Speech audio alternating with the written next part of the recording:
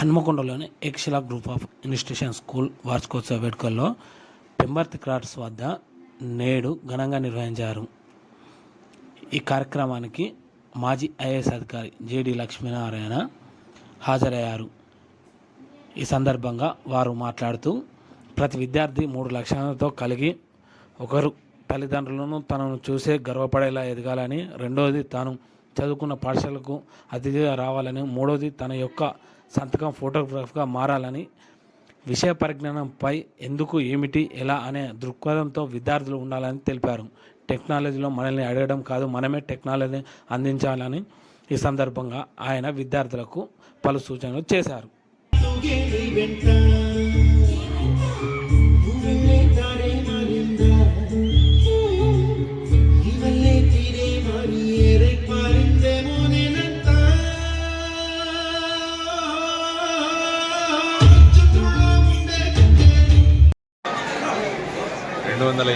మంది విద్యార్థులతో మొదలుపెట్టిన ఏకశిలా ప్రయాణం ఈరోజు సుమారుగా 15,000 మంది స్టూడెంట్స్తో ముందుకు కొనసాగుతుంది.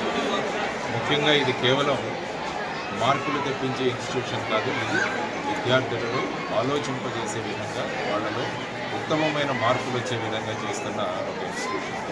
గౌరవ తిరుపతి రెడ్డి గారు వారు ఎంతో కృషితో ఈ సంస్థలను చేపట్టి, వారి ధర్మపతి సునీతారెడ్డి గారు కూడా వారితో పాటు ఉండబడి ఈ విధంగా ఒక స్థాయికి చేరడం అన్నది చాలా గర్వించదగ్గ విషయం. ఆ సందర్భంగా వారి ఇరువురిని కూడా నేను అభినందిస్తున్నాను. తర్వాత ఈరోజు సుమారుగా 2,500 నుంచి 3,000 మంది విద్యార్థులతో మాట్లాడాను. ఈరోజు ఇక్కడ కార్యక్రమం పేరు ఎన్లైటన్మెంట్. కాబట్టి ఎప్పుడైతే జీవితంలో ఎన్లైటన్మెంట్ వచ్చిందో వారందరూ కూడా గొప్ప గొప్ప విధంగా ముందుకు సాగగలిగారు. సిద్ధార్థుడు గౌతమ బుద్ధుడిగా ఆయనలో పరివర్తన వచ్చింది. మోహన్ దాస్ కరమ్చంద్ గాంధీ మహాత్మా గాంధీగా మారగలిగారు. కాబట్టి అటువంటి ఎన్లైటన్మెంట్ రావాలంటే మనమేం చేయాలని విద్యార్థులతో ఈరోజు ఆలోచించాలి. వారు ఎప్పుడూ కూడా కొత్త విషయాలను అన్వేషిస్తూ ఉండడం అని నేను చెప్పాను. ముఖ్యంగా ఎందుకు, ఏమిటి, ఎలా, వై, వాట్, హౌ అని 3 విషయాలు ఎప్పుడూ ప్రశ్నించండి. వస్తున్న మార్పులను మీరు ఆలోచించండి. తరువాత ఏ విధంగా 3 గోల్స్ సాధించాలని కూడా వాళ్ళకి చెప్పలేదు.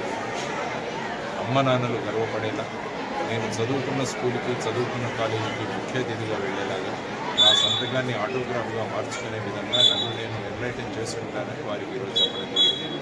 కొన్ని ఉదాహరణలతో కొన్ని దేశాలు ఎందుకు ముందుకు వెళుతున్నాయి, వాళ్ళ రైట్ బ్రెయిన్ ఎలా యాక్టివేట్ అవుతుంది, వాళ్ళ జ్ఞాపక శక్తి ఎలా పెరుగుతుంది అన్నది కొన్ని వాళ్ళతో చేయించడం ద్వారా ఈరోజు చెప్పడం జరిగింది. అదేవిధంగా టెక్నాలజీ నుంచి వస్తున్న ప్రమాదాలు కూడా వాళ్ళకి చెప్పడం జరిగింది.